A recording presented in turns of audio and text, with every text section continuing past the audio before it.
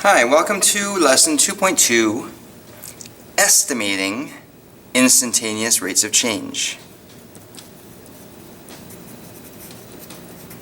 That is going to be a very key word for us in this course. We're just going to be estimating instantaneous rates of change. So please make sure you get accustomed to writing estimating or the estimate of, because that's going to be coming down on most of these problems here. So we'll take a look at a couple different types of rates of change. One of them is the average rate of change, which is the change in the quantity given by the dependent variable divided by the corresponding change in the quantity represented by the independent variable. So for any function y equals f of x, we say the average rate of change is f of x2 or y2 minus f of x1 or y1 all over x2 minus x1. Hopefully you will recognize that as the formula for slope, which you've seen in past years. Another little definition here, the instantaneous rate of change is the exact rate of change of a function y equals f of x at a specific value of the independent variable x equals a. Estimated using average rates of change for small intervals of the independent variable very close to the value x equals a. Okay, so we're actually just going to be estimating the instantaneous rate of change by using average rates of change. So we're going to be using this formula over and over and over again to estimate the instantaneous rate of change. Okay, so let's take a look at a first example here. This guy Andrew is draining water from a hot tub. It holds 1,600 liters of water. It takes 2 hours for the water to drain completely. And the volume in the tub, or the volume remaining, that's very key, is given by this formula, where the volume is in liters and at t minutes between 0 and 120 minutes. So first thing we're asked to do is determine the average rate of change of volume during the second hour.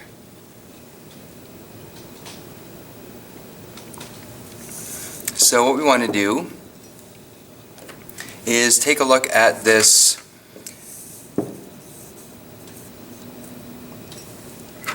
table of values and take a look down at the minutes, and they're broken up in 10-minute intervals, and so we can choose which range of values are in the second hour.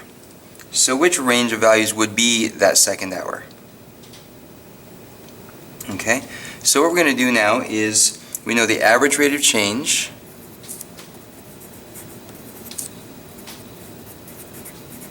again. I'm not a big fan of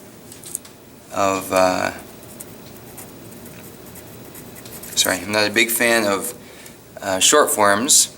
Av for average, okay, that's fine, but please write out av rate of change. And we see that that's going to be delta V over delta T. Okay, the rate of change of volume over time. And if it's in the second hour, what values are going to be used in the second hour? V of 120 minus V of 60 all over 120 minus 60. V of 120, as you can see here, is 0. And V of 60 is 400. And those two values are calculated by substituting the values in this formula, values for time in that formula. So we've got 0 minus 400 over 120 minus 60, which is negative 400 over 60. Now, generally speaking, again, not a big fan of decimals. However, in this case, negative 400 over 60 doesn't really give us a good sense of what is happening with the volume. So we can divide that to get a value of negative 6.667 liters per minute. So the change in the average rate of change in volume is negative 6.667 liters per minute over that second hour. Okay, so a little therefore statement. During the second hour, the average rate of change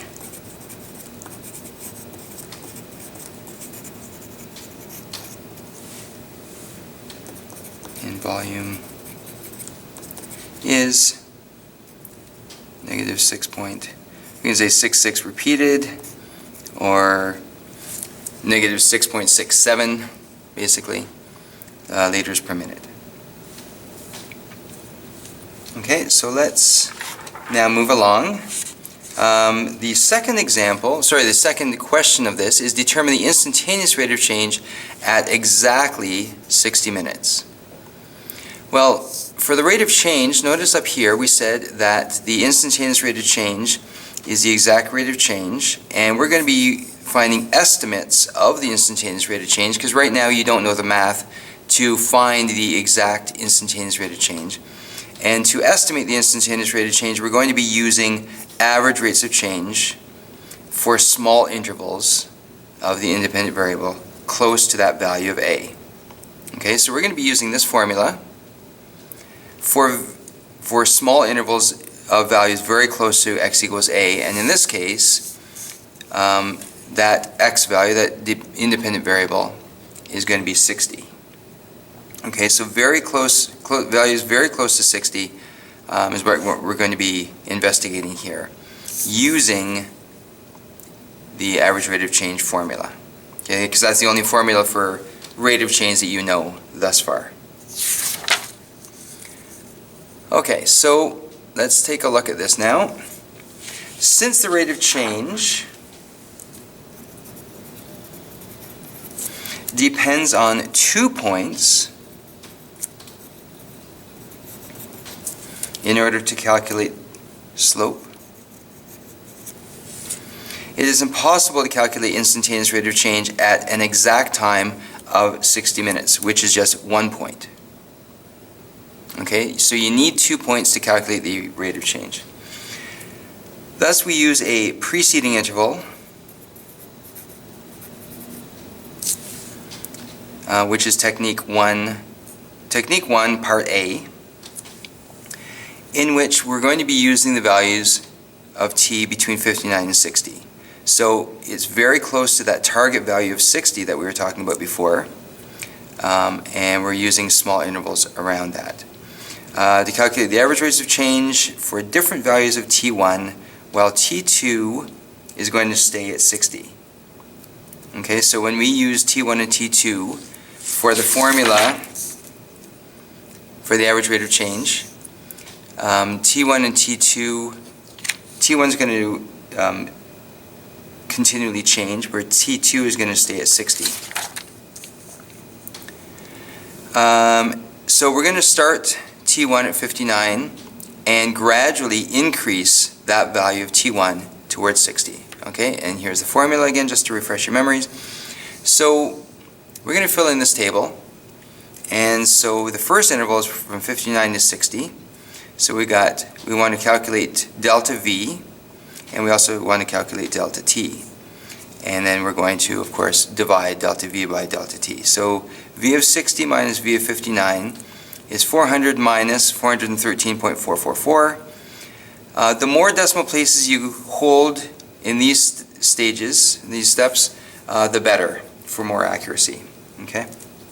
So we substitute 59 into T here, and we calculate that, and we get 413.444, and then we subtract there, and we get negative 13.44444, and we get 60 minus 59 for delta T, and then when we divide them, negative 13.4444 divided by 1 gives us negative 13.444.